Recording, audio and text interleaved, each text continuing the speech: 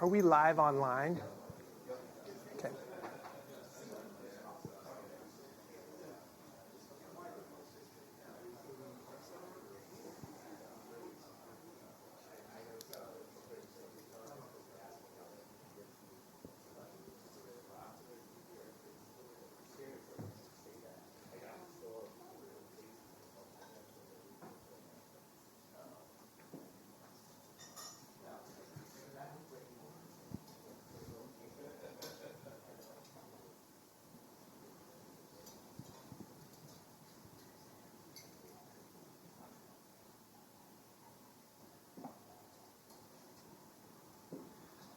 All right, good morning, everybody. Why don't we get started? Thanks to all of you for being here today in this beautiful building on a beautiful Monday morning in New York. And thanks to everyone also who are joining us online via the webinar. We have a great day planned for you. For those of you that are on the webinar, we're going to do some Q&A at the end of the formal presentation and then again at the end of the fireside chat. Actually, I think we'll do it interactively during the fireside chat. So to the extent that you have questions, can you please email them to James at Hayden IR. So that is JAMES at Hayden, HAYDENIR.com. I'm JT Fitzgerald, CEO of Kingsway. We've got a great slate of presenters here today. Kent Hansen will be walking us through a little history of the company and how we're structured. I will revisit some of our core principles that I outline in our annual shareholder letter every year and just sort of spend a little time talking about those. Last year, at this Investor Day, we talked about some of the reasons why search funds fail and how we were going to attempt to bend the curve in search. By that, sort of change the conditions to improve the probability of success. And so Charlie Joyce is going to spend some time walking you all through all of the wonderful work that he and the team have done to build our platform, our engine for successful acquisitions. And then we're going to transition to Peter Dausman, an OIR, now CEO of DDI. And he's going to walk you all through his journey here at Kingsway, first as an OIR and now as a president of a wonderful business. I'd be remiss if I didn't remind you all of our forward-looking statements at the beginning of the slide deck. I encourage you to read those and the risk factors in our SEC filings. So wonderful to be here. Thank you all for joining us. And with that, we'll kick things off, and I'll invite Kent up.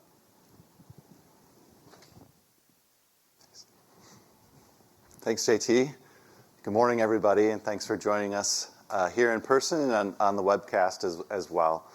I'll be brief. I think people are becoming more and more familiar with us as a company and the things that we've done over the last few years, but we'd just like to recap a few different things. So we've been a company since 1989, originally founded in Canada, originally listed on the Toronto Stock Exchange. We're neither of those anymore. We're a U.S. company listed on the New York Stock Exchange. We have about 400 employees spread throughout our operating companies. You can see our financial metrics there. We're very proud of our net debt number has come way down over the past few years. We'll have a little slide on that in a couple minutes. And our share price continues to be strong. Going back to October 6, 2021, why that date? Well, that was our sort of first Investor Day after we came out of blackout and what we call our dark period, and our stock has been up about 40% since then. Some investment highlights. Most of you are probably familiar with these. We're a collection of recurring revenue, high margin, asset-light growing businesses. That's the sweet spot that we like. Our run rate EBITDA is 16 to 17 million. I know this is we get a lot of questions on this metric, so I'll just take a minute to clarify that. This is backwards looking. It's not meant to be forwards looking, and it's a number. If we had owned all the companies that we have now for the past 12 months, that's what we estimated our EBITDA would have been and we adjust it slightly for the market float on our extended warranty companies. And by that I mean the funds that we invest in bonds and whatnot from those trusts. We continue to have a large NOL. It's about $626 million at the end of the first quarter of this year, and we continue to shield our federal income taxes. So that's a federal NOL, and we pay almost no federal income taxes, which we think is a great advantage for us. We have our disciplined Kingsway Search Accelerator, which Charlie will get into a little bit more in a bit. Significant insider ownership. Directors and management, we own collectively about 55% of the company. That came down a little bit from last year, and that's just because of all the warrants that we had exercised over the past year or so, and we did some share buybacks as well. And we've really simplified our capital structure over the last few years, getting rid of some non-core investments, some non-core debt. And I think our story has become a lot more understandable because of that, or we hope it has. Just briefly go over our structure. We have a lean, mean holding company. There's 10 of us at the holding company based in Chicago. JT and I are part of that structure. Our corporate accounting team's part of that structure. We do things like consolidations, the SEC filings, taxes, all that fun stuff. But then that's where we also allocate capital, and we oversee the investment funds that we do have.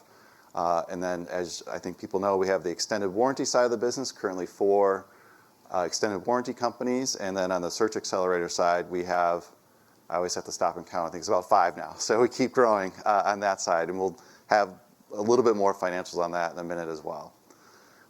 This is our EBITDA growth going back to 2018. That's when JT was appointed as CEO of the company. You can see kind of a high water mark in 2022. And then we did sell one of our warranty companies, PWSC, in 2022. So those results have been removed after that year. This is not a pro forma, so it's included in the historical results. 2024, the TTM 2024, as we've noted in our past 2 earnings calls, has really been impacted by higher claim severity on the extended warranty side. So really parts and labor inflation started to kick in around this time last year. So not a huge impact in Q1 last year, but definitely Q2, Q3, and Q4 going forward. So we would anticipate perhaps the comps year over year will be getting better going forward. And also, one of our companies, SNS, is a nurse staffing company based out of Southern California. And the demand for travel nurses really kind of swung the other way last year, and we think it's kind of swung too far, but we think the long-term prognosis remains pretty good for that business. Just a little bit deeper dive on extended warranty and Kingsway Search Accelerator. So for the TTM period, extended warranty is about 66% of consolidated revenue and about 59% of EBITDA. And again, it consists of those 4 companies, 3 auto companies. They sell auto extended warranties through dealers and credit unions, not direct to consumer. So we're not the postcards you get in the mail. We're not the ads you see on TV. If you're getting a loan at either an independent dealer or a credit union, they may be offering one of our products. And then on the Kingsway Search Accelerator side, growing, these percents we would expect to grow over the next few years, but 34% of revenue and 41% of EBITDA. And you can see there at the bottom the companies that comprise that and when we've acquired them. And the most recent ones were SPI Software Company last September, and then DDI last October, which Peter is going to get into a lot more detail here later on this morning. We just kind of like to remind people what we've done. It's, we're always looking forward, but sometimes it's good to sort of stop and sort of take a review of what we've done. And over the last 18 months, we sold CMC, that rail yard asset we used to have. So we sold that at the end of 2022. So that really cleaned up a lot of fixed assets off of our balance sheet as well as debt. And we'll see in a minute that's where our debt starts to go way down. We used to own a lot of commercial real estate property, and NLIG was the last one that we sold early last year. Also in Q1 of last year, we bought back a substantial portion of our subordinated debt. We call it TRUPS. We had 5 tranches. We bought back 4 of those for about 61 cents on the dollar. And we couldn't buy that last one back because it's stuck in a CDO somewhere. It's very difficult to buy those out. But we would like to do that if we could. Our preferred stock converted. We purchased SPI, DDI. We did purchase a substantial portion of warrants last year under our current stock buyback program. And we did have a substantial portion of warrants exercised during the year, which was a nice cash infusion to our balance sheet. As I said before, we've reduced our net debt significantly over the past few years. The big drop that you see from 21 to 2022 was the sale of CMC. That debt happened to be fully funded from the rental income. And then from 2022 to 2023, when we sort of cleaned up some of this other non-core real estate investments that we had. So net debt at the end of first quarter of this year was about $34.9 million.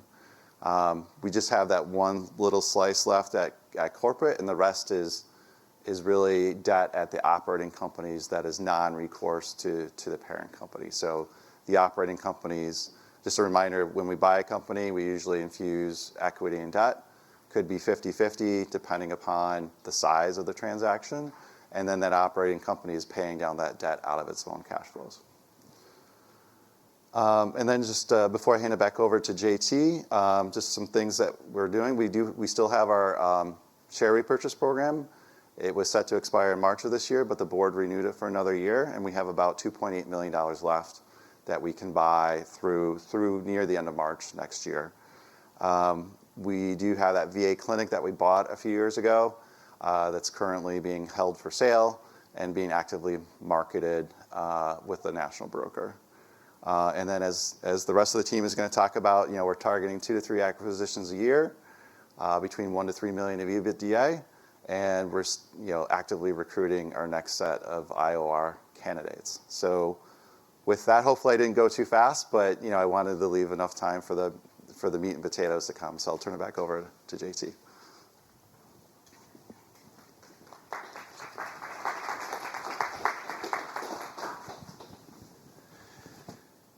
All right.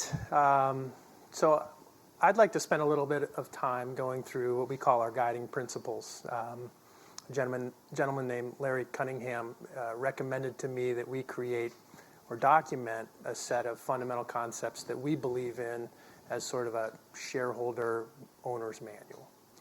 And I think that what we have here, you guys can count on as things that are fundamentally important to us as management of Kingsway. Created this little picture here.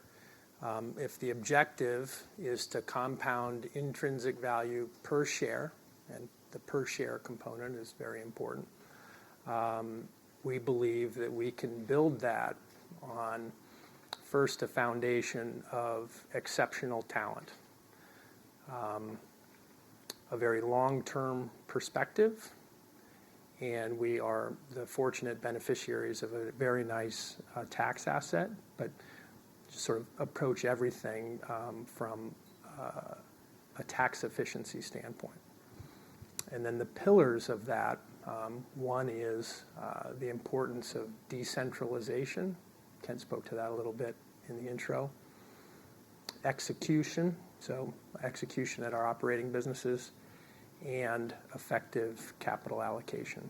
So that's sort of a little picture of how we think that we're going to build something that will allow us to compound intrinsic value per share. I'll start with the concept of decentralization. This is very important to me. Our structure is what we call sort of hard form decentralization. As Kent mentioned, 400 employees, only 10 of which sit at the holding company. Each one of the businesses we own have their own P&L and balance sheet, and specifically within the Search Accelerator segment, they have their own full capital structure, bank financing, et cetera. And so they own their operating performance. And so why is decentralization important? I think first and foremost, it's the only way to attract and probably more importantly retain really talented people is to provide them autonomy and opportunity for growth. We also think it's incredibly important to have the decision makers, the people that are defining and executing the strategy for their businesses, to be the ones that are the closest to their customers. We believe in a concept called voice of customer. We listen to our customers. We want the people that are making the decisions to be the ones that are listening to their customers. And I just fundamentally believe that decentralization is really the only way to unlock this sort of entrepreneurial spirit. The absence of bureaucracy is what allows businesses to thrive. If you think about bureaucracy, I mean, I think in its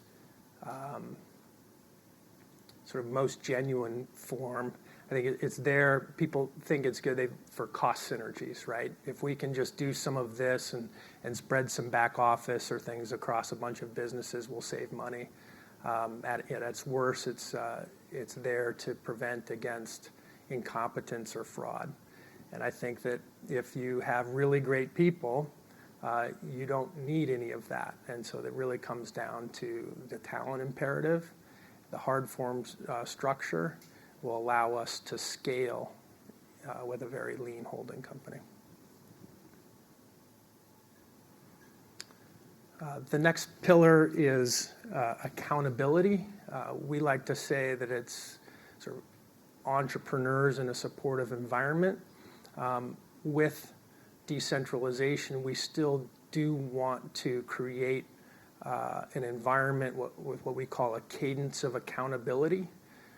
And so all of our operating unit managers know that we expect transparency and accountability on a very important cadence, whether it's weekly, monthly, or quarterly, depending on what we're talking about. And then we create incentives for our managers tied to their execution. Annual cash bonuses are tied to return on invested capital targets, and then within our KSX segment, their equity performance is tied to our performance as equity investors. We have what we call it entrepreneurship in a supportive environment to support our young CEOs with their execution. We've also created what we call the Kingsway Business System and have that documented in a learning management system. And then we've created the KSX Advisory Board with some really talented people to help our OIRs turn presidents be effective operators in small companies. One advisory board member is here today, Will Thorndike, and we're going to have a wonderful fireside chat later today.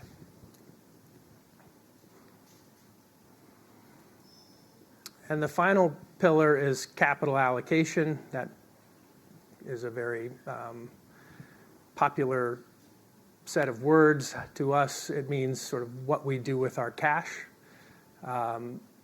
And for us, the first is a focus on organic growth of the things that we own.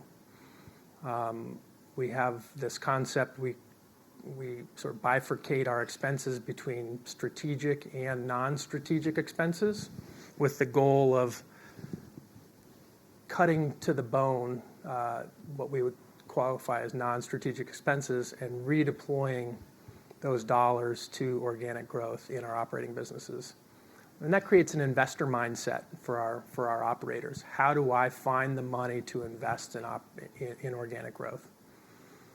The next thing is focus on inorganic growth or acquisitions. And Charlie's going to talk about the work that we've done to build the engine to support 2 or 3 acquisitions per year in the KSX segment. And I think we've created a really nice platform that will allow us to scale that even more.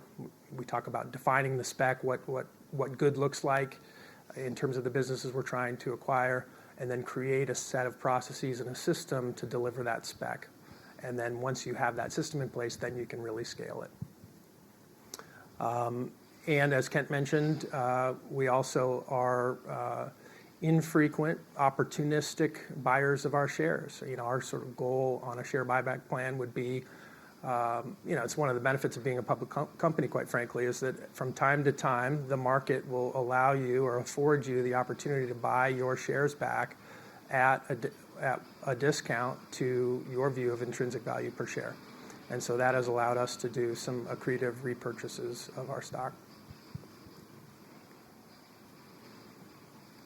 So the foundational elements, talent. I think that KSX is a very unique platform, particularly within a public company, for us to attract really wonderful people. The search fund model, as many of you know, is very popular.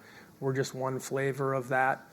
But I think that there are attributes of what we have, the permanency of our capital, which creates this sort of long-term view, our tax asset, and the infrastructure and support both on the search phase and the operating phase that will allow us to attract what we think are really great people that have a set of attributes that we think are predictive of their ability to be successful managers in small businesses. So we start with horsepower. This is just a crude rubric here, 5 H's we call it. Horsepower to us, that means sort of mental agility and curiosity. I think that that's really important. The next is hunger. We sort of call that sort of the will to win, combined with hustle, right? You can have hunger and not hustle, so we want to see grit, tenacity, perseverance to do what it takes to win.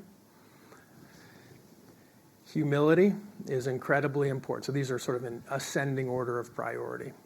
To us, humility is incredibly important. A lot of times you'll find people with great horsepower, hunger, and hustle that lack the humility. And we think as a new manager in a small company, this is like incredibly important. And that to us is sort of self-awareness, authenticity, the ability to connect with people across the spectrum, and importantly, the willingness to both seek and take advice and act on it. And then the most important for us, I think generally, but also important in a decentralized structure, is honesty, unimpeachable integrity, transparency, and accountability for results. And so that's how we screen for our OIRs. You'll meet one of them today. I think that he oozes all of these things, and that will come through when you get a chance to speak with Peter. And so we're very focused on bringing wonderful people into our small company.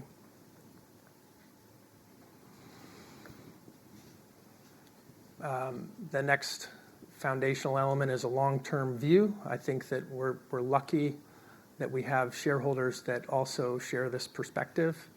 The permanency of our capital is just sort of a unique feature of being a public company, allows us to take a very long-term approach. We like to say that we think about things in 20-year time frames, and that guides our decision making and also our incentive structures for all of our managers. And for us, so long as a business that we own continues to exceed our internal hurdles for return on capital, our ideal holding period is sort of forever. I mentioned earlier that our job is to compound value per share over a long period of time. And the final foundational element here is taxes. The great quote here, a gentleman named Ian Cummings, co-CEO of Leucadia. Earnings are good. Earnings without tax are even better. We're fortunate that we inherited as a management team over $1 billion of net operating loss carryforwards when we took over. We've used a lot of them, but we still have, I think that's a typo, roughly $623 million of NOLs as of year end. And those will allow us to shield both ordinary income and capital gains taxes for many years to come. And so with no leakage for federal taxes, we ought to be able to compound capital at higher rates than if we were a taxpayer, quite simply. So we're very fortunate in that regard. And so just kind of wrap it up, our strategy for growth is to sort of grow organically in the businesses that we own. We try to buy businesses that are in industries that are supported by long-term secular tailwinds, and then apply great operations. The focus on strategic versus non-strategic expenses to free up dollars to invest more in organic growth. A lot of different ways to do that, whether it's just sort of penetrate your existing market, bring more products to your existing customers, move adjacently into new markets. And so we're thinking about how to grow these businesses organically all the time. And then the sort of second engine of growth is growth via acquisition, and we think we have harnessed a really interesting model, right? Sort of search fund investing in a public vehicle to grow via acquisition, and then own those businesses for very long periods of time, and then scale that over time. And we have some wonderful businesses in warranty. I think I've said it before. We really like some of the fundamental attributes of warranty. The problem is so does everybody else. And so I think that our ability to buy more businesses at prices we would be willing to pay, at least recently, has been a little bit challenging. So, but that doesn't mean that we aren't always looking. And so, one, partner with exceptional talent, wonderful entrepreneurs, acquire a portfolio of great businesses, apply operational and strategic support, and hopefully compound capital at very high rates over a very long period of time. As I mentioned last year, we talked a bit about how we were going to bend the curve in search investing, identify the reasons why search fails, and then alter the conditions to improve the probability of success. And Charlie Joyce, who's going to come up next, and the team have spent the last year really focused on this and have built a wonderful set of tools, a platform, and processes to, I think, improve the probability of success in the search phase. Stuff from as simple as executing NDAs. When you're executing, dozens a week, how do you get better and faster at that? To industry game boarding and underwriting and outreach. So he's going to give you a deep dive. He's a little worried it's a little too deep, but I think that it will be really interesting. The whole point, you guys all know the business. I think this is an opportunity to get a deeper dive into how we're running our search process at KSX. So with no further ado, I'll turn it over to Charlie Joyce. Thank you, JT. All right. Thank you very much, JT. It's always easy to follow up JT when he does such a great job of laying out the foundational principles that form the basis for Kingsway. We're able to translate our approach in such a strong way because everyone on our team is able to quickly identify and coalesce around these simple principles which unify us.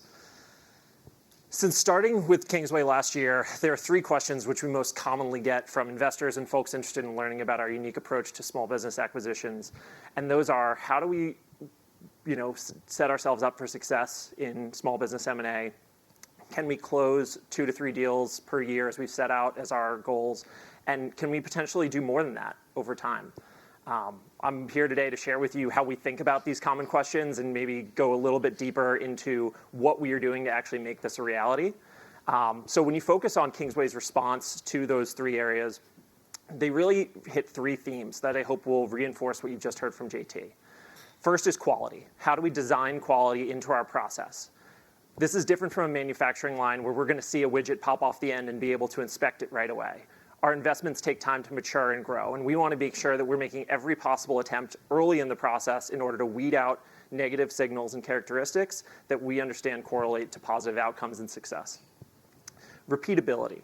We want to make sure that we are consistently delivering the same results and applying the same vigor to our operators that we're supporting and the opportunities that they bring to us. In 2023, we've made substantial moves from being a person-driven company to a process-driven company by defining the spec that we are moving towards and building into our process specific checks and balances that are going to help move our end product, the deal that we are investing in, towards a higher quality outcome. And finally, scalability. We are creating the conditions for success 10 years out. It's really a great organization where we are building in the open and actually showing folks the way that we are doing that, and yet able to take a measured approach towards creating value in the long term. So what we're going to go through today is a quick refresher on the operating context of Kingsway Search Accelerator, why we've chosen entrepreneurship through acquisition as our M&A model, and who we are in the context of this emerging niche. How we approach M&A in order to design quality into that process by bending the curve towards success, as JT mentioned earlier, and specifically diving into the Kingsway business system, which is how we deploy those founding guiding principles into our day-to-day processes. I'll take you through a couple of specific examples of what we've done in the last year in order to create those conditions for success, and then finally go through an example of our target deal economics and show that powerful impact of compounding capital over a 10-year time horizon. So starting off, Kingsway Search Accelerator operates in a growing and underserved niche, which you come to know as search funds or entrepreneurship through acquisition. If you look at the number of search funds that have been formed in the last 10, 20 years, we've seen that number substantially grow year over year as interest in this model has grown, and the results have proven out to show that it is able to consistently produce high-quality investments. We, within this time frame, sit in a unique place where actually we've had the opportunity to participate in the ETA market for most of the time that it's been a relevant subset of private equity. JT brings to the organization his experience as an investor and search operator in the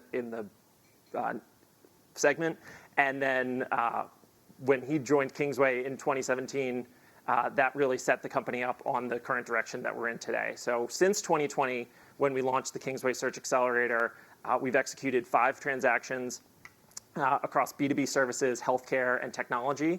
And when you look at those characteristics of the key characteristics of the investments, they match up nicely against what we consider to be the median investment in the search fund space. This is something we're able to point to based on the great work done at Stanford University to bring together all of the different investors in the space and allocate and consolidate the data so that we can learn from each other and build in the open. And finally, as JT mentioned, exceptional talent is foundational to what we are building here at Kingsway. So we've had the opportunity to recruit really great operators who are both standing in the CEO seat of their small businesses today, and as well as looking for new acquisitions. Together with this model, we have experienced investors pursuing thoughtful capital allocation behind strong operators who have both the autonomy and incentives to execute. So what do we mean when we say bending the curve? Bending the curve towards success means altering the conditions in order to improve your outcomes. We're talking about designing quality into our process so that we can mitigate the causes of failure and help to control for our returns. If we look at this illustrative example, we're really trying to address both the search risks, the probability of not identifying a transaction, and the financial risks, the probability that that transaction might not actually return your total invested capital. So we've gone through the data offered to our cohort and identified the key elements that are driving these causes of failure, and then built into our process the specific controls to help aid operators along their journey towards acquiring one great company that they can then operate for their careers. Looking in here, we've got the end-to-end investment process, starting off with talent acquisition and recruiting, and ending with your final acquisition. I've highlighted a handful of specific risks in here that we're going to go into examples of how Kingsway has addressed those in 2023, but want to frame up for the group that we have, in just this small area, addressed 5 of the top key risks that show up in small business acquisitions. First, getting the right talent on board. Small businesses are plagued with not having access to the right talent to help them succeed and grow, and the ETA model is a great partner to help solve for that by bringing unique incentives to bring in excellent talent to these small opportunities. We've defined the right candidate scorecards in order to identify those candidates and segment what behaviors they are going to be able to influence over their journey as a leader and what are really foundational to their personality. We figured out industry selection. How do we orient our operators from day one to pursue industries that have the highest outcomes and as measured by investment returns. We want to look for industries that have positive cash flow economics, high margins, and good industry tailwinds supporting long-term growth. And sourcing effectiveness. While there's a lot of different opportunities and approaches towards sourcing deals in today's private equity market, we are constantly studying those tactics and offering up the best practices to our OARs so that they are ready to proceed from day one, running an efficient pipeline that can then be carried over, year after year. And so, with only a handful of these mitigants, we're able to substantially control some of the greatest indicators of failure in our search segment, and even move towards a higher outcome for our operators in timelines that we hope are better than or in line with your average search fund acquisition. So you heard JT talk earlier about Kingsway Business System, and the way that I think about Kingsway is really taking best practices that are studied and applied at the best companies in the world and translating that to our experience for small businesses. We know leadership is incredibly important. Talent, as I've discussed, is a perennial problem for small businesses that are trying to grow and recruit the best operators. Setting out vision and strategy also helps the entire team coalesce around a unified goal and work together in a cohesive way. And then all of this comes down to execution. So when you think about KBS in action, across these 4 areas, there's discrete examples of how Kingsway is helping their OARs and their CEOs to be successful. From providing tactical guidance on effective communication and time management on a leadership level from our Kingsway Advisory Board, to performance management processes that are supported by strong incentives specific to the ETA segment of small business. Vision and strategy is supported by a strategic planning process where we're establishing clear, measurable value creation goals for our operators, which, as JT mentioned, tie back to the incentives and cash compensation that our CEOs receive. And then execution, all of this is supported by policy deployment and KPIs that support our culture of accountability. So similar to how we are here today, building in the open and showing all of our results, we do that on a weekly basis with our team to make sure that we are all holding ourselves accountable to the strongest decisions and execution that we can manage. So starting to design quality into the process means we've got to have our spec, have to have our process well-defined. And this is our simplified process map. So we've taken the familiar end-to-end process, starting with talent recruitment and moving down through acquisition, and then identified all of the key elements of our process, handing off opportunities through the funnel in order to get them to a closing.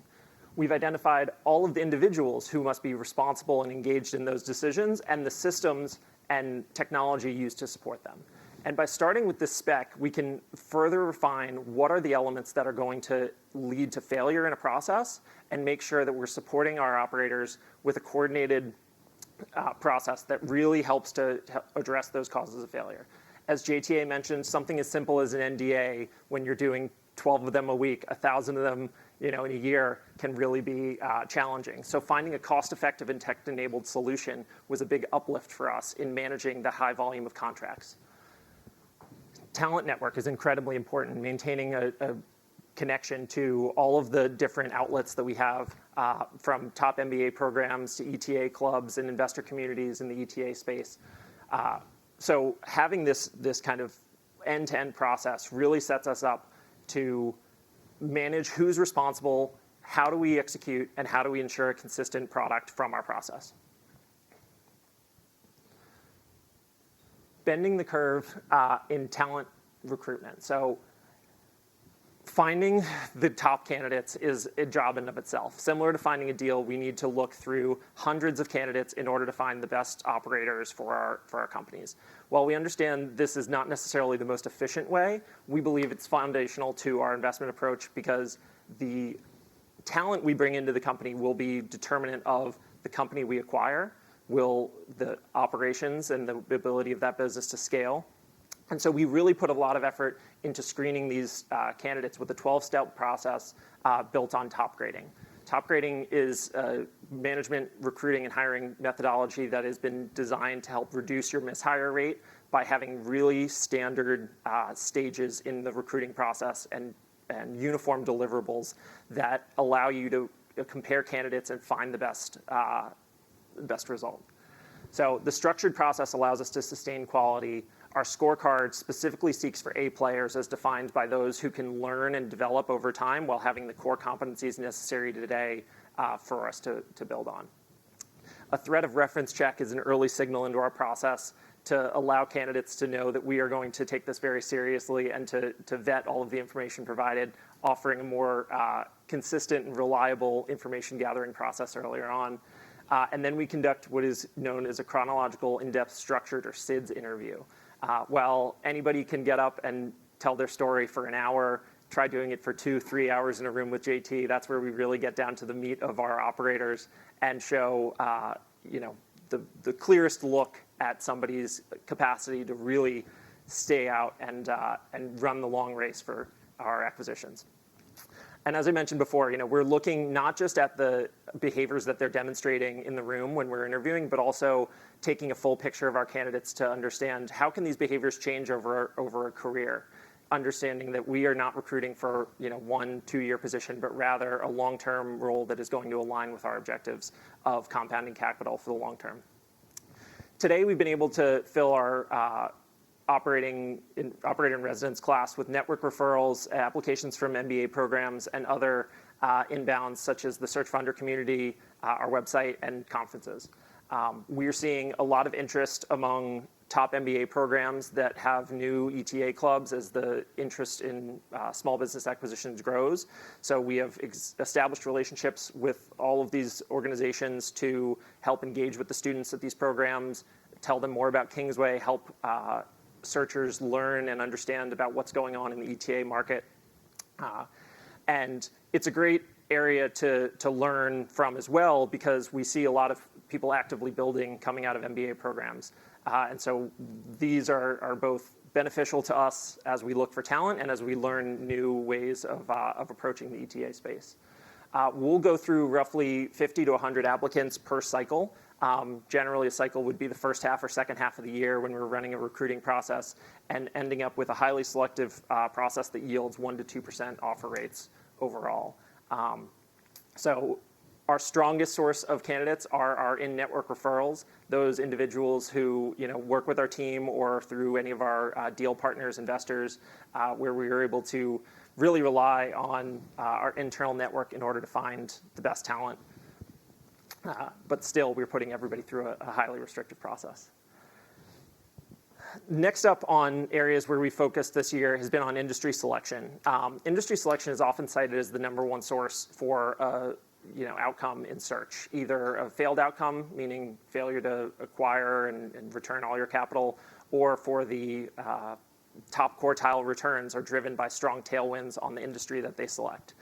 And so with this knowledge, we really want to focus our proprietary efforts, that being the rudder that drives our strategy and allows us to choose where we want to end up, on those industries which demonstrate the key criteria we understand to correlate with positive returns. So those are large and growing, supported by secular tailwind, fragmented opportunities without dominant competition, and with many chances for shots on goal in acquisition, as well as quality business models. So low capital intensity, strong margins, driving high cash returns. As we've seen with our Search Accelerator process, it's easy to fall in love with a deal. It's easy to spend time on a transaction. Days become weeks, weeks become months, and ultimately our operators are really interested in getting into the operating seat so that they can run these businesses. And so we're supporting them by providing the institutionalized knowledge that we've gained over our careers as investors to assess these industries and constantly identify what are the best trends that are going to get us 10 years from now to the return profile that we are setting up to build. Lastly, when we look at sourcing and how we are actually driving the efficiency of our funnel, we are starting with proprietary outreach, where we want our operators to generally be spending about 80% of their time in a given week on engaging with business owners and identifying new opportunities. So in order for them to have a full funnel of business owners to talk to in a week, they need to first identify the leads and then engage them. And this translates to anywhere between 200 to 400 monthly leads fed into the top of your funnel every single month. Now, when we bring on a new operator, we're always telling them that there's a lot of different ways that you can perform a search, and that you can spend time, depending on your background, going very broad, or you can spend time going very narrow. It all depends on the operator. The individual who we hire is tremendously important to the outcome and the business that we ultimately acquire. And so we have the operators set their own individual targets, leading into this culture of accountability where they are empowered to make their own decisions on exactly how they want to manage the trade-off between volume and engagement.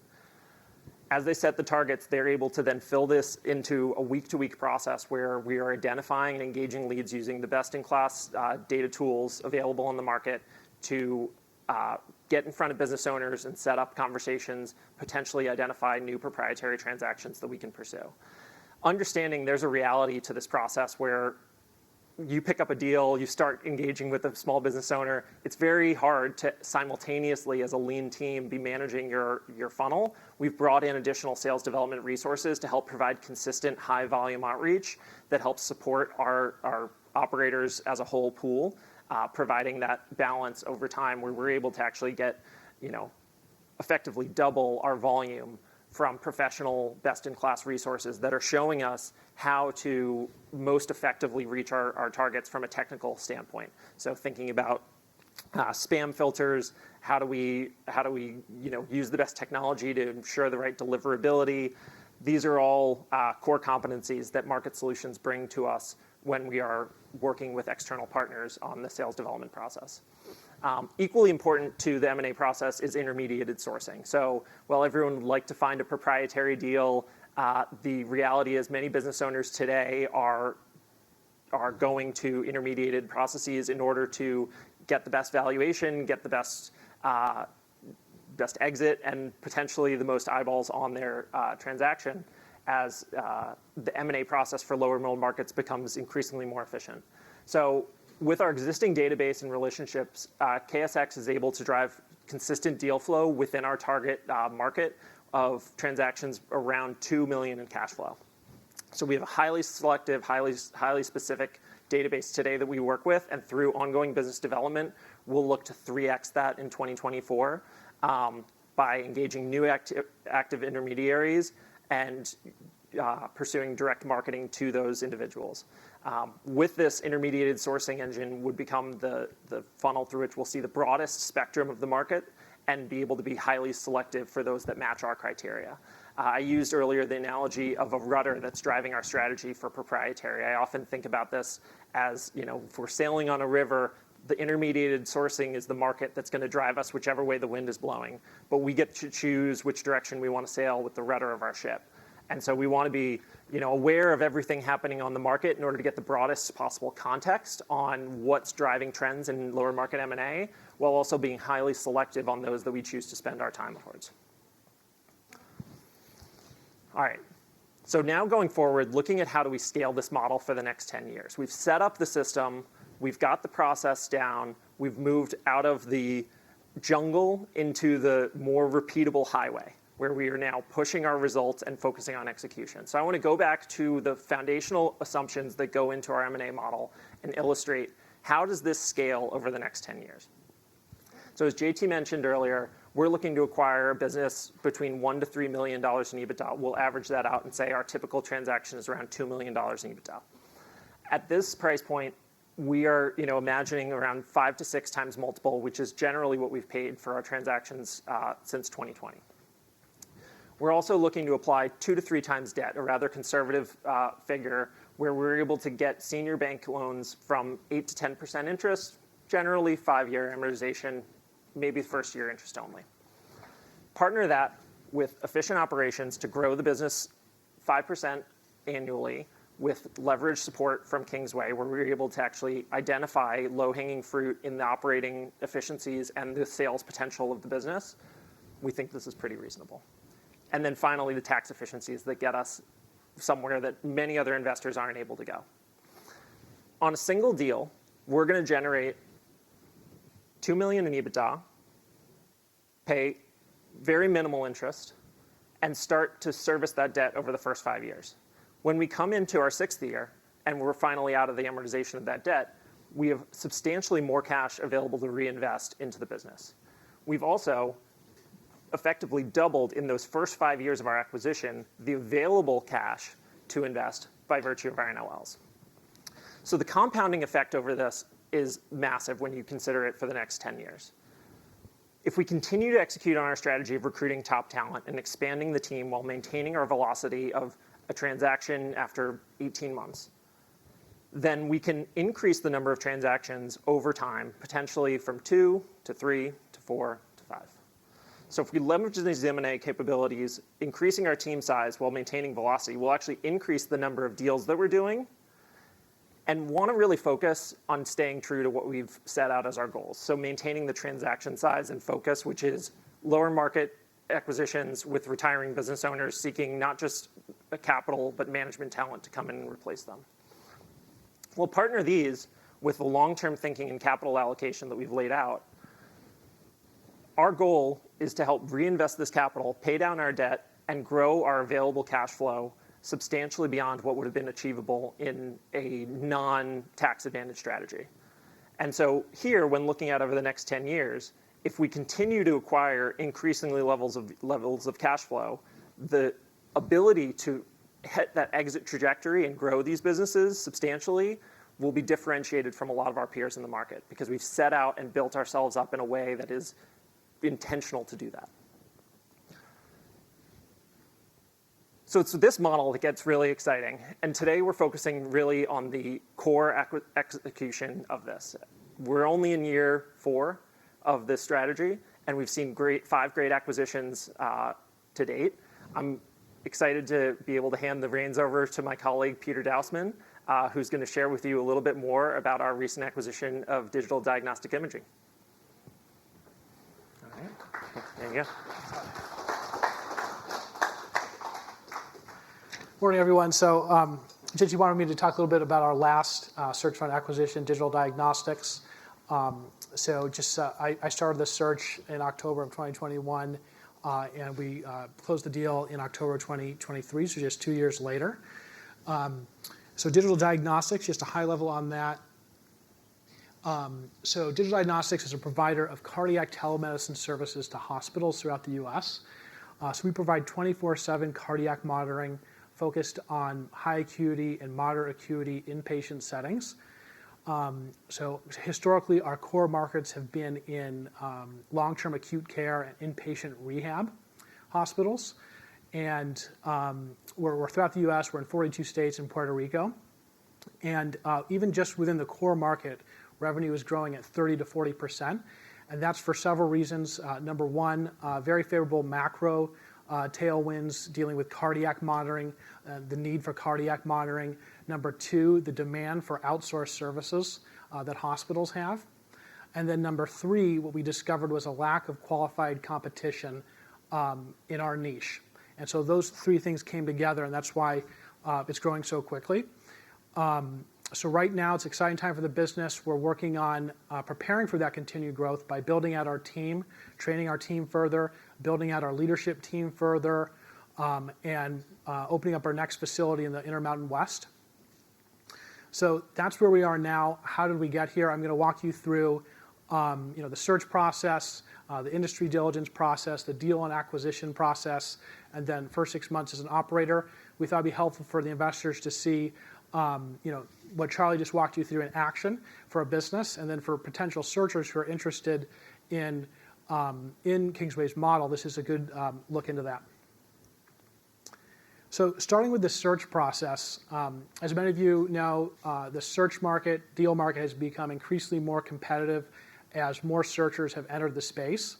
And so we spend a lot of time, as Charlie just walked you through, optimizing our processes so we can better adapt to the deal market and the search fund industry. So when kind of that first cohort went through, we didn't have everything that Charlie set up, but you're going to see kind of the first prototypes of that. And this is kind of 5 strategies we tried to follow during the search. So number one, starting at the beginning, something that's very important in the beginning for any searcher is to define what a qualified lead is and have a high degree of conviction on it, because that's what's going to allow you to turn down all the businesses that you should not pursue. Fortunately, we were able to tap into Will Thorndike's research into every single historic search fund acquisition. So we were able to look at every single search fund acquisition and what were the factors that led to success. We were able to have the correct answer to the question of what is the minimum gross margin you need? What is the minimum level of recurring revenue? Things like that. And so that gave us the conviction we needed to say no to a lot of businesses. Second thing early on is you have to get out there and just start talking to business owners. And this is a piece of advice Charles Mokuola gave me, is you don't want to overplan. And Kingsway was very supportive in this. And when I first started, we already had a tech stack in place that Timmy Oka had developed that allowed us to reach out to lots of qualified leads at once. And then the next thing I would say with this has to do with deal execution. So another thing that's very important is you want to, quote unquote, fail fast during a deal. And a lot of that comes down to pricing.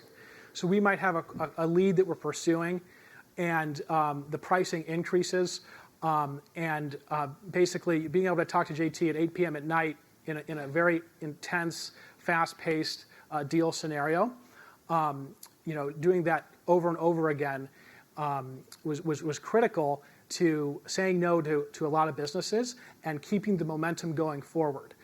So having that dedicated deal team that Kingsway has with JT and Charlie and we're growing is really important in the beginning.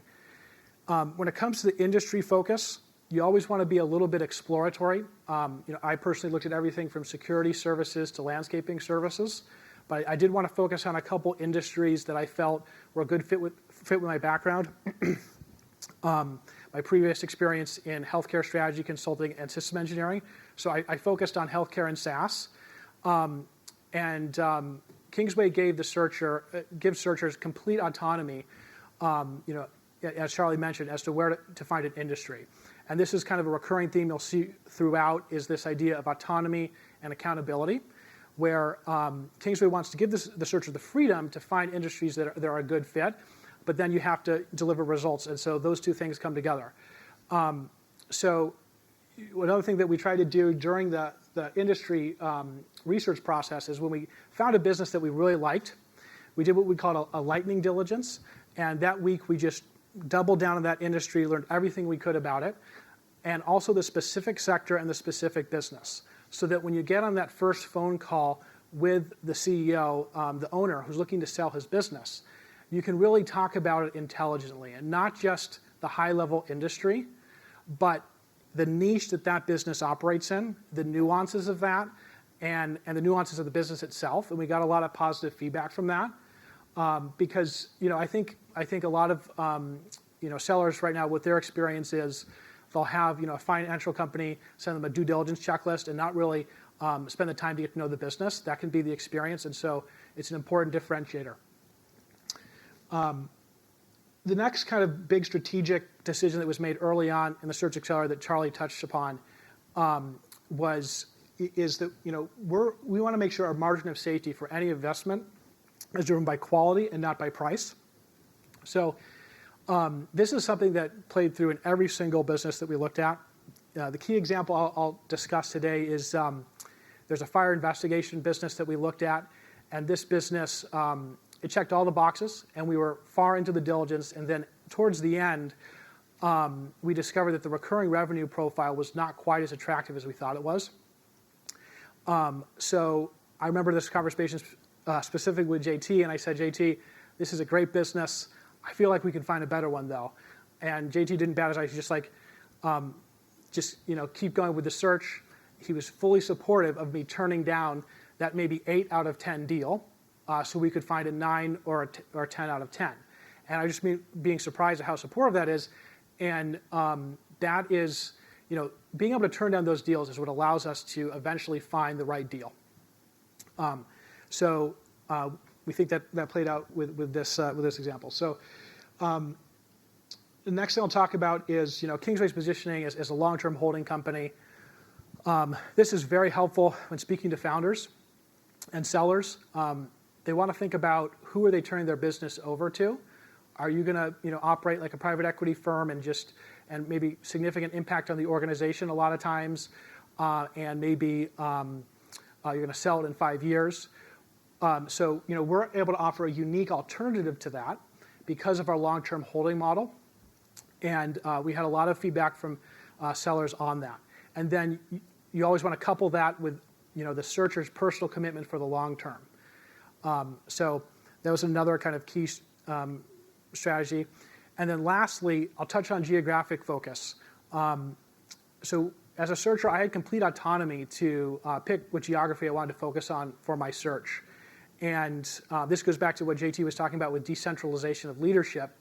That allowed me to have the support network I needed. I picked the East Coast because my family's on the East Coast.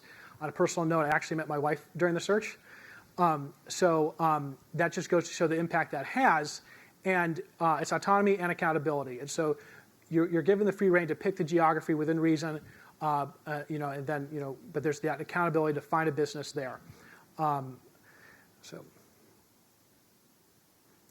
right, so that was kind of the search process. At a certain point in the search, we found this business called digital diagnostics. So digital diagnostics, I kind of gave you a high level before. And one of the things that we start off when we evaluate businesses is developing what we call a MECO map. It's a MECO map. So a MECO map, basically, this is looking at all of the different sectors within the hospital industry. And our core market is this long-term acute and rehab, these two markets. And what we realized early on was, number one, the size of the total addressable market. It was growing. But just within the core market, and that's that far bar on the right, we were the only qualified competitor. And when we first did our initial diligence, we were very skeptical of this. We kept investigating, and we couldn't find anyone else. And that was very exciting because we realized we had 87% left to go in the market. And now was our chance to make the most of that. And so that was something very early on that we discovered. And the other thing I'll talk about is the long-term secular trends. So in addition to kind of that very exciting growth potential in the core market, from a high level, ECG technology is going to continue to be the sole method for predicting and diagnosing heart-related issues for the core markets. We're not going to change to biomarkers or anything like that. And then the core market, cardiac monitoring services in general is growing very quickly right now. Our core market is focused on rural hospitals and LTACs, which are long-term acute care hospitals and rehabs. And that market is actually growing a little bit faster even than the total hospital market. When it comes to the hospital at home movement, because we're focused on high acuity and moderate acuity patients, only less than 5% is what we determined of those patients are going to move to the home in the next 15 years. So when we hear a lot about advancements in the cardiac monitoring industry, we typically think about the outpatient consumer wearable market. This is a very different sector. So we like that. As I mentioned, the only qualified vendor. And then on the FDA side, no anticipated FDA regulations for this sector. So very stable there. So I mentioned that we were the only qualified player, and that is in a specific niche in the hospital industry. So let's simplify the medical industry for a second. So looking at all hospitals in the U.S., you have your short-term acute care hospitals. That's what you think of with a typical hospital in an urban setting with an ICU, okay? And those patients often have emergency treatment leading to stabilization. There's other wings. One step down in terms of acuity is the long-term acute care hospital, okay? And that's more complex long-term acute care. The emergency has been stabilized, but still very sick patients. And then one step down from that is the rehab sector. And now you're more in rehab leading to recovery. And then finally you get to the hospital home movement. Obviously there's a lot more hospital types than these four, but this is kind of how you want to look at it. And digital diagnostic customers are in this middle niche. We're not serving hospitals where you have to have an EKG tech on site. That's in the emergency ICU. You have to have them there in person. We're also not servicing hospitals doing the hospital home movement because that does not require 24/7 cardiac monitoring for sick patients. It's in this middle niche. And And so we liked the fact that it was a niche and it was an expert in that sector. Okay. So these things were starting to come together. We realized this was a great opportunity, and we wanted to close the deal. And it took a while. So it was a 6-month process, and these are kind of the competitive deal metrics. 163 competitor NDAs signed. So the broker provided this to us. 30 competitor IOIs, 12 competitor LOIs, and then in addition to that, the broker was receiving 3 emails of interest a week during the deal. And so it was a long process, very competitive. And so how do we win the deal? So we think that there's a number of factors that came into play here. Number one, just the credibility that comes from being a publicly traded company. So they know that we have the money to spend. And the owner actually told me, he said, I've never invested with a publicly traded company before. He had sold a business before. Second thing, there was definitely strong cultural alignment with the seller and the team. I went there in person, I met more of the team, and we clicked. And I think that was an important factor for the seller. I mentioned that 24/7 deal team availability. So we have an awesome legal team led by Paul Hogan, and JT and Paul were available at any time of night to discuss everything from negotiating a price to redoing a contract, and that was just absolutely critical because time kills all deals, and you really have to be available all the time. Kingsway diligence processes. So we have, as Charlie walked you through, Kingsway has a lot of experience investing in the search fund sector, and that was invaluable, just being able to lean on that, on checklists that we know are proven. And then finally, our relationships with banks was very important as well. It's harder to lend to a smaller business, and so our relationships became even more important at that point.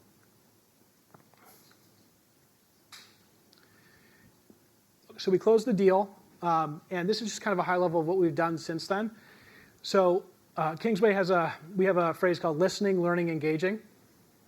And this is kind of our posture for any operator entering a business, is for the first 6 months, you're not doing anything. You are just taking notes, building relationships, learning as much as you can from every industry participant.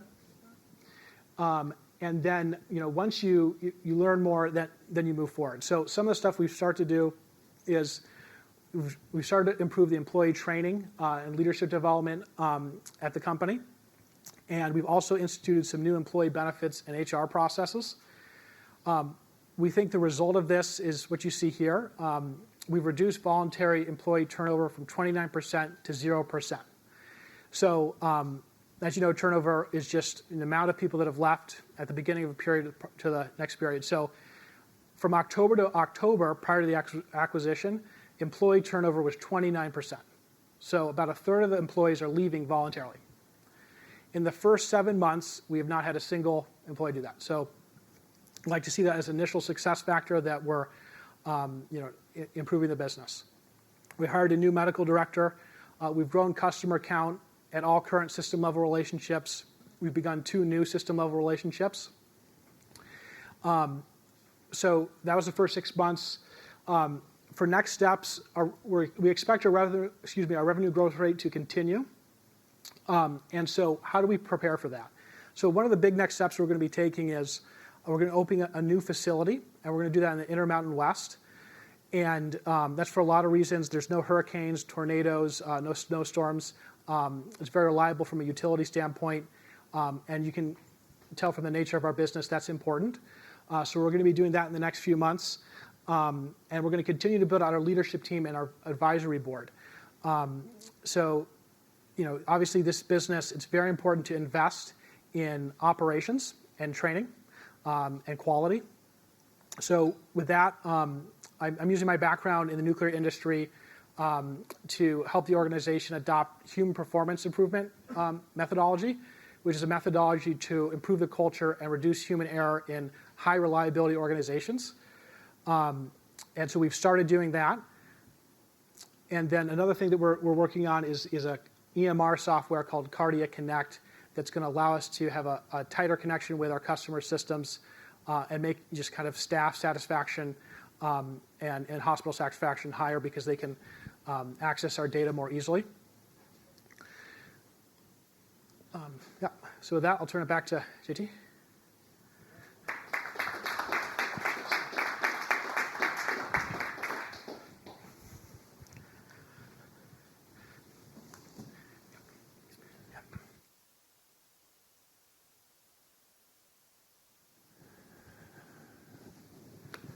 All right, well, thank you everyone for your components of the presentation. Hopefully everyone got a deeper sense of both what we're doing at the Search Accelerator and then fun to follow along Peter's journey as first an OIR and now a successful CEO in one of our acquired businesses. We like to say he's sort of got the tiger by the tail there, but his background as a systems engineer in a nuclear setting, I think, makes him uniquely qualified to set up important processes and quality systems that are focused on patient safety. So great job.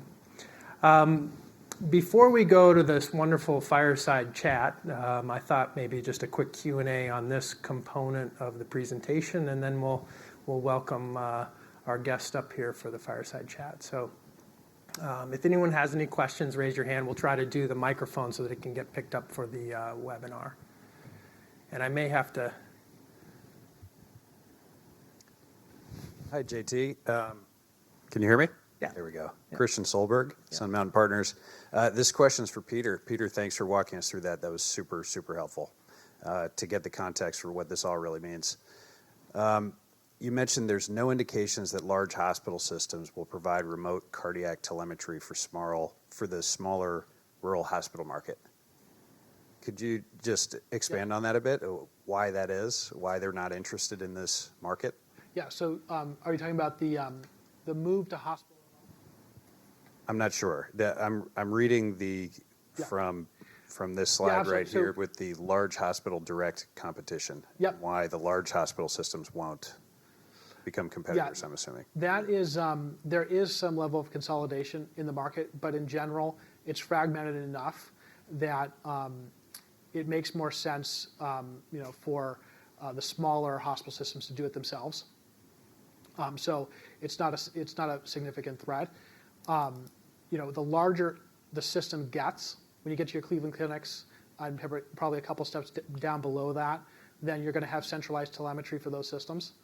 But there's enough smaller hospital systems that, yeah. Why does it not make sense for the smaller systems to do it themselves? That has to do with just kind of the cost structure of the business. So they have so many irons in the fire and they're focused on so many different aspects of the operations that it's a very clear outsourcing opportunity. So they could invest in that, but they don't want to. They want to focus on their operations, basically. Thank you. Yeah. Over here, Jake.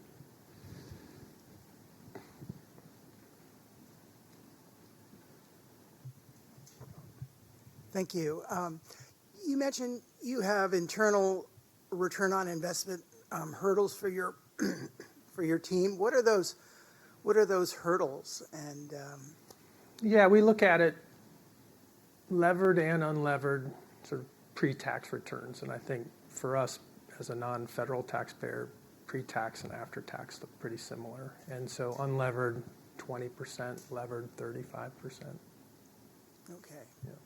And We also look at multiple invested capital as well. But, and just one other question. You mentioned you repurchase stocks. How do you estimate your intrinsic value? How do you go through that process? It used to be a little harder when we had a lot of dogs and cats and sort of balance sheet assets, but now it's becoming quite a bit simpler. You sort of look at the package of businesses that you own, apply an appropriate sort of multiple of EBITDA to those businesses, add or subtract net debt. In this case, subtract because we have some debt, and gets you to sort of an enterprise value calculation, and then sort of in the numerator and in the denominator you have number of shares outstanding, gets you to kind of a view of intrinsic value per share. And then we ascribe a probability to our ability to monetize the remaining NOLs and a value per share for that. And just one last question. So you're purchasing businesses at 5 or 6 times EBITDA, and you're trading at 10 or 12 times now. Why won't you have massive amounts of competition, say, in 10, 12, 14 years?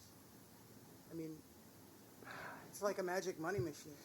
Well, I think it's really hard to do, right? And to do well, I think that we're building the muscle to be successful at it. I think that, most people start out at the lower end of the lower middle market and then migrate higher over time, and as a result, pay higher multiples for the businesses they acquire. I think we found a really unique sweet spot, but it's hard to do. And so I think that the search fund model is a very uniquely shaped tool to solve that problem, right? By bringing really talented people in who are focused on searching for one business and then transitioning it and run it, it helps solve for the hard to do at scale. Thank you. Yeah.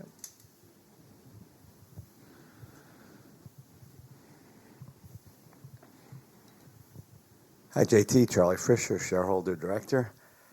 Can you talk a little bit about the quality of the business and the multiple we pay? In the classic story of Warren Buffett buying See's Candy, and he didn't want to pay up, but in hindsight, it was a great business. It was worth paying more.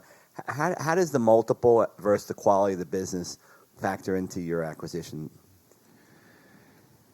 Yeah, great question. I think that Peter touched on it. I think that we like to say, and we've borrowed very liberally from Will, who's here, that margin of safety, which we're focused on return of capital before return on capital, margin of safety comes from business quality, not price paid. And so we very much focus on a high quality business. And so for the best businesses, you might be willing to pay more, right? I think is where you're going. And so I think that we're learning, we have some crude heuristics around quality of revenue, gross and net retention relative to EBITDA multiple, things like that. But in the lower end of the lower middle market, I think that because of the frictions, there are a lot of them. Probably the biggest one is, the businesses we're buying have a founder who is looking to retire, which shrinks the universe of potential acquirers, combined with the lack of sort of debt capital at sort of large leverage multiples, has kept the multiples in businesses in that size range, even the best quality ones, pretty low, like under 7 times. And so I think for the best quality businesses, we'll still be able to buy them at, in that 5.5 to 6.5 times range, even for the very best businesses.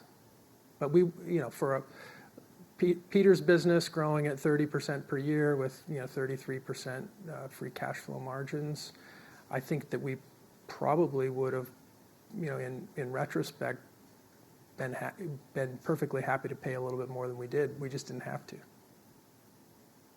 Does that make sense? Perfect sense, JT. And can you talk about what conditions it would take to increase the number of searchers from that 4 to 5 range to 5 to 6 or 7 to 8 over time?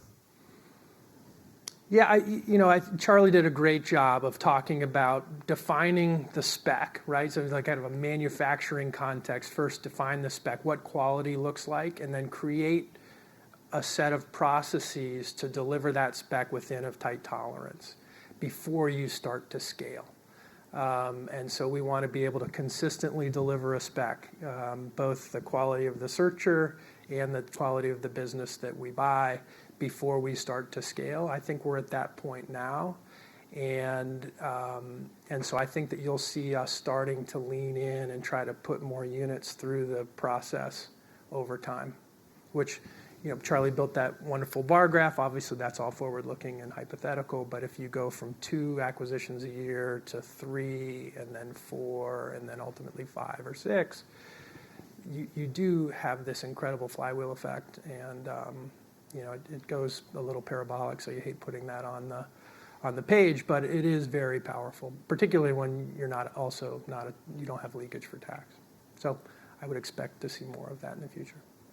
And JT, when you think about recurring business from existing customers, when I think about Peter's business, it's an effort for a customer to not use our business, which is they have to stop doing what they're doing and actually find a solution.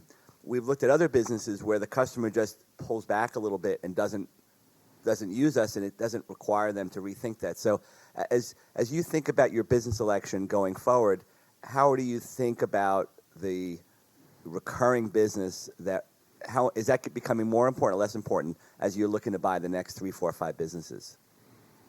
I would say for Kingsway, and I think search fund investing in general over time through sort of the School of Hard Knocks and scar tissue and things, pattern recognition, that the focus on revenue quality has become more and more important. And certainly for us at the Search Accelerator, like if you look at the C-Suite acquisition or SNS, I don't know that I think we would have been higher scrutiny on those businesses today.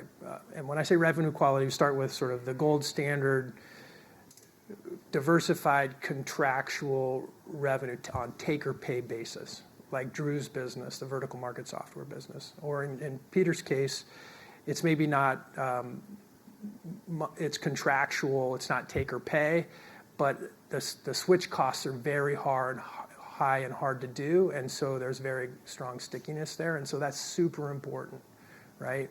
And so I think that you'll find us focused. It's like the number one thing we think about is revenue quality. Thanks, JT. Yep.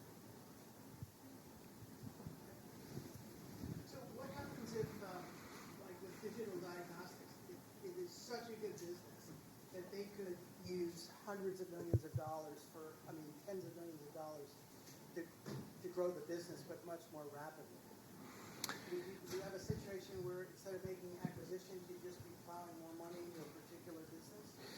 Yeah, so the question for people online, for a fast-growing business that could consume a lot of capital to grow organically, do you envision a scenario where you're putting more capital into the organic growth as opposed to buying more businesses? And the way I would answer that is that I think that where we're focused, the attributes of the businesses we're acquiring are also very capital light. So Peter's business, while it is growing quickly, does not require a lot of capital to grow. It's computer monitors and hiring people. It's not significant CapEx. It's not, there's probably a little bit of working capital, but his working capital dynamics, I think his cash conversion cycle is about 15 days. And so it actually doesn't require much capital to grow. And so he can grow organically at very high rates of return while still throwing off a lot of cash, not consuming it.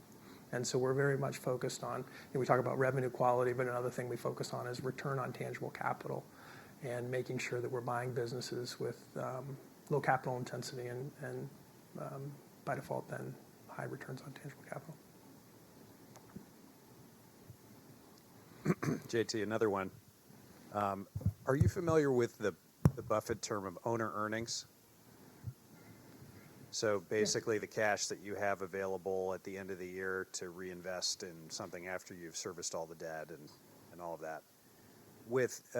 With your answer to Charlie's question about scaling the number of searchers and starting to lean in there, does the business have sufficient owner earnings to start increasing the number of acquisitions every year? It's a bit tough for me to tell from the financials sometimes. So, or would there potentially be the need to issue some equity at a higher multiple to buy these companies at a lower multiple as you want to scale to the level that you want to over the next few years? Yeah, so I would say that we have sufficient owner earnings to currently support our 2 to 3, right? But and that will improve over time as these businesses delever. But we also have the ability to sort of dividend recap, like for instance, our warranty businesses. As they've delevered, you could recap those businesses with traditional sort of not crazy leverage levels of bank debt to actually increase your ability to do more. And then same with the businesses that we currently own as they delever, dividend recap. And so we say we're very much focused on sort of intrinsic value per share. We view equity capital as very precious. And by that, we meant it to be treated kindly and nicely. And so the idea of an equity capital raise is probably, unless it was in a unique structure of some sort of out of market sort of convert or something, we probably wouldn't just be issuing common shares. So it takes roughly 6 years to de-lever each of these acquisitions. It's actually, that's sort of the mathematical in the contract, but they all have an excess free cash flow recapture component. Typically 50% or so goes to the bank of excess free cash flow, so they actually de-lever more quickly than that. Yeah. Oh, okay. So thinking about the cash flow profile, at what point do you think the extended warranty businesses will be ready for a dividend recap? I think they're probably ready now. Okay. So it sounds like you feel like if you wanted to scale, say, next year, I'm not saying that you are saying that, but if you wanted to scale the number of deals past 2 to 3, you have some options in terms of financing those internally without needing to issue shares. Yeah, look, I'm not trying to be coy here. I want to be careful about what I say.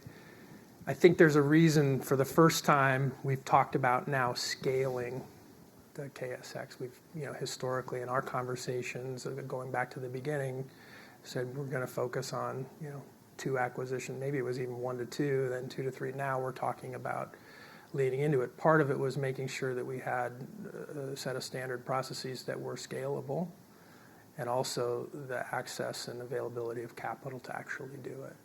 Yeah, that's great. Thank you. That flywheel is super exciting. Yeah, good. Yep.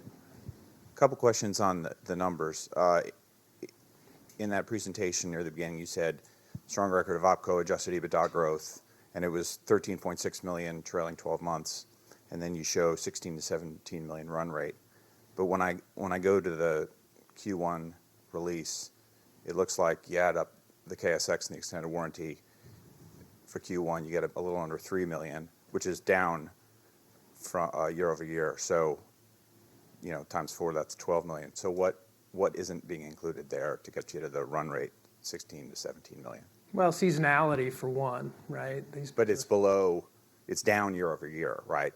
Yes, Q1 comp versus Q1 last year was down slightly, for sure. So, and then the run rate is quite a bit above 23.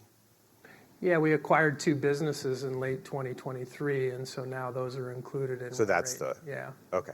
And then for 2022 to 2023, the OpCo adjusted EBITDA growth is down about 10%. And if it looks, you don't have corporate overhead here, but it looks like that was up about 20% from about 4.3 to 5. I'm just taking the 2022, 2023, the aggregate EBITDA, which the delta there is the corporate overhead. Yeah. So what is just corporate overhead going ahead? How do you see that scaling? So it's kind of unpack it a couple of different ways. And historically, there's a lot of noise in the corporate overhead as we were sort of spinning out some things. But just like our core team of 10 people at the holdco, I think that we view, plus the board and the cost of being a public company, I think we view our annual cash expenses, I think we've said is $4 to $5 million. We really don't anticipate that growing other than at, sort of inflation. That's the whole scalability. Now, also, we support these OIRs, and we pay them. Sadly for them, not very much while they're searching, and we would expect that to scale, but we view that as like an investment in the deal process, right? So that might go up a bit as we add OIRs, but the core holding company costs of running the railroad, we don't anticipate scaling per se. So when the acquisitions get made, the OIR, that gets kicked over into the segment EBITDA. Mm-hmm. And so if those numbers flow through, and someone else pointed out, you make acquisitions at these multiples and it all works, hard to do, EBITDA growth is terrific. So in 5 years, if it grows like that one chart, that will whatever 2x, 3x, but you anticipate corporate would be, much, much, much lower. Yeah, I come back to that core principle of the power of decentralization, and the sort of the other side of that is that you get a lot of operating leverage from maintaining a small corporate staff. And so sort of by design, creating this thing that allows us to scale and not have kind of overhead going up at the same rate. Right? And then final one, just on competition, are there any other public companies doing, there are a number of other companies that aren't, doing a search model, but, are a lot of them in the U.S., a lot of them in Europe, making these, look, if you can make niche acquisitions of high-quality companies at 5 to 6 times EBITDA, it's going to work out great. Are there any public companies, who is the public company in the U.S. most similar, either doing that straight up, within an industry, or through, is there anyone else doing the search model type thing like you guys are? Answer the second part first. Not to my knowledge, right? I don't know that anyone is leveraging sort of ETA model to do serial acquisitions inside of a public company. What about who's your kind of toughest competitor? Is there any other kind of, not one-off, but organization who you bump up against frequently? No, I mean, I think traditional search is where we would bump up the most. There are a couple of private search incubators as well that are sort of leveraging the model, but they're not public companies. And so I think specifically within ETA or search, there is some competition for sure. But I think that because of some of our attributes, we're able to differentiate there. But then within sort of public companies, serial acquirers, I don't think there's anyone leveraging search in the U.S. And then in that environment, in the U.S., serial acquirers doing small deals. There are obviously all kinds of serial acquirers, whether they're specialists like a Constellation Software. They're doing small deals, but they're very specialized in VMS. And then or Roper, a little bit bigger. Or there are maybe some generalists you think about, like the Nordic companies, AdTech and Lifco and Lagercrantz, things like that. But those are pretty much, I don't think that they're doing much in the U.S. So we don't really see a lot of competition from serial acquirers that are public companies. I would say, if anywhere, it's in sort of traditional search fund model or the handful of search incubators. Last question. If you, on a 1 to 10, 1 being no competition, 10 being just totally brutal for acquisitions, how would you say the environment is today versus maybe 5 years ago or 3 years ago? It's a great question. I think that we'll talk about it with Will a little bit because he's got a lot of history there as well that we can lean on, but I would probably say it's a 3 to 4. And I think it comes back to this demographic wave. We call it the silver tsunami, right? The number of businesses that were formed over the last 40 years by people who now are in a position where they need to retire and who do not have credible succession, sons or daughters in the business, or because the business is so small, the next level of management that could step up and run it. And yet private equity, whose model is based on backing management teams, or the other succession alternative is strategic, either to private equity who already has a platform, or to a true strategic. And a lot of those founders are rightfully squeamish about selling to a strategic because of what that means for their people, their brand, their legacy. And so I think historically the search fund model has been this solution for that seller. And I think that we have a long runway based on demographics. Thanks. Yep.